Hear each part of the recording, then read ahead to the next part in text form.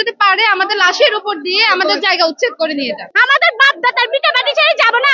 এই দেশে যদি রোহিঙ্গারা এসে বসবাস করতে পারে, আমরা কি রোহিঙ্গার চেয়ে অদম?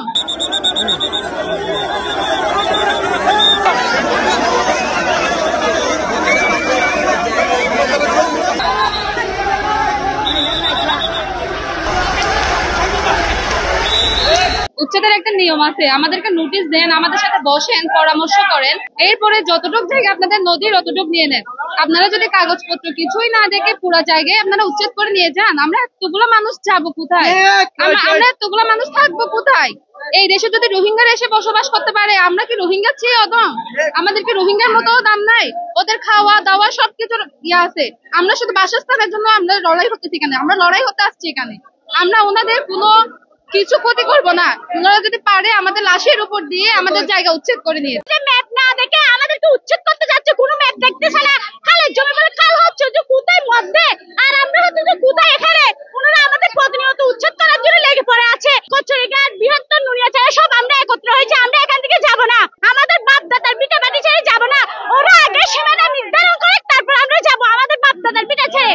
যেখানে রোহিঙ্গারা জামায় আদর পাচ্ছে, সেখানে আমরা বাংলাদেশি থেকেও বাংলাদেশি নাগরিক হিসেবেও এখানে আমরা ঠাঁই পাচ্ছি না। এই অবৈধ উচ্ছেদ আমরা মানি না। আগে বাকখালী নদীর সীমানা ঠিক করুন, তারপরে জনগণের সাথে বসুন।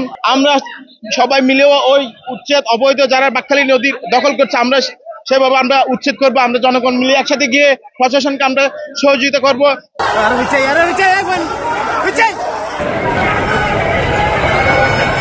বারবার বলেছি প্রশাসনকে, আগে আপনারা নদীর ডিমার্কেশন করেন, তারপর যদি উচ্ছেদ করতে হয় আমরা শুদ্ধ মিলা আমরা বুঝাইয়া তুঝাইয়া ওখান থেকে আমরা ওদেরকে নিয়ে আসবো। কিন্তু ডিমার্কেশন ছাড়া হাইকোর্টের রায় আমরাও মানি, কিন্তু আপনার হাইকোর্টের রায়ে কি বলা হয়েছে, এটা বসে জেলা প্রশাসন সহ প্রশাসন বসে ঠিক করতে হবে হাইকোর্টে কি রায় দেওয়া হয়েছে। আপনাদের প্রতিনিধি গিয়া বসবে জেলা প্রশাসকের সাথে, জেলা প্রশাসক ঠিক করবে, ডিমার্কেশন করে দেবে কোথায় নদী গেছে পুরানো আরএস খতিয়ান মতে, ওই অনুযায়ী তারা ব্যবস্থা নেবে। এইটাই তো চান আপনারা।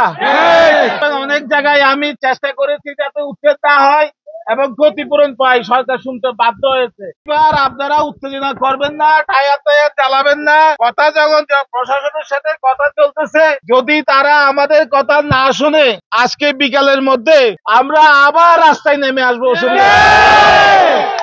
দৈনিক বাংলাদেশ মিডিয়া, সত্যের সন্ধানে সারাক্ষণ।